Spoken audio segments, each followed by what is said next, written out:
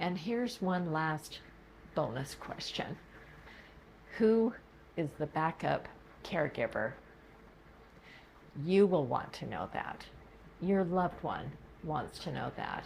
And the healthcare provider should also know that, because they're going to be part of the process in all of the follow-up appointments.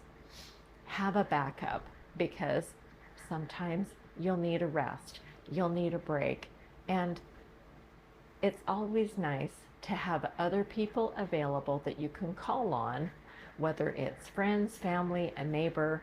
Have a backup caregiver. One question that I referenced in last week's episode is that as I was preparing for my own joint replacement surgery, the caregivers who I thought were going to be available for me, they were overwhelmed and underprepared. That's why I'm encouraging you to have these conversations and asking these questions now, because it can save you time. It's an investment in your own well-being, as well as the well-being of your loved one who's undergoing the procedure, and it's going to expedite the entire healing process for everyone. Going into surgery is stressful for the patient and for the caregivers.